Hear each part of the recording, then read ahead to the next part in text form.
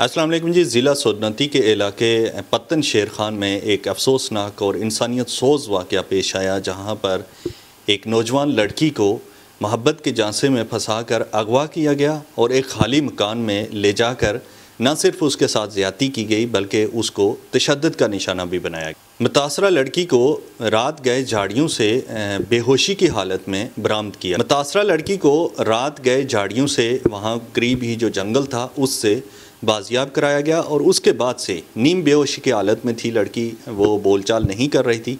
उसके बाद से उसको प्लंदरी हॉस्पिटल में शिफ्ट किया गया।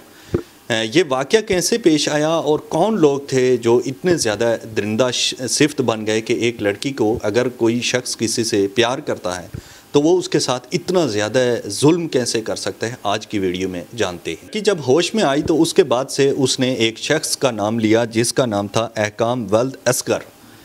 ये शख्स ये दुबई में काम करता था और उसी रात लड़की से मिलने के लिए दुबई से यहाँ पर पत्तन शेर खान ही इसका घर है तो वहाँ पर पहुँचा था।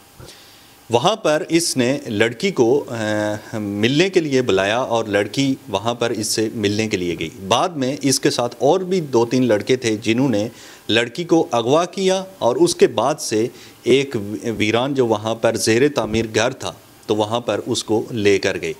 उसके बाद से उन 3-4 लड़के जो थे तो उन्होंने इसके साथ लड़की के साथ ज़्यादती की और उसके बाद से इस पर तशद्दुद भी किया गया और बाद में इसको वहीं करीब जंगल में फेंक दिया गया। जिसके बाद से जब वारसीन इसके तलाश में निकले तो उसके बाद से झाड़ियों से नीम बेहोशी की हालत में ये मिली और उसके बाद से इसको प्लंदरी जो हॉस्पिटल है तो उसमें शिफ्ट किया गया। जब प्लंदरी में हॉस्पिटल में पहुंचने के बाद इसको होश आने के बाद उसने शनाख्त की और बताया कि ये जो लड़का था जिसने मेरे साथ ज़्यादती की है तो ये दुबई से आया था। पुलिस ने मौका पर कार्रवाई की और उसके बाद से ये जो मुलज़िम था तो इसके एक भाई को गिरफ़्तार कर लिया गया। उसके बाद से मज़ीद गिरफ़्तारियों के लिए छापे मारे जा रहे हैं और कोशिश की जा रही है कि जल्द अज जल्द जो मरकज़ी मुलज़िम था तो उस तक पहुँचा जाए।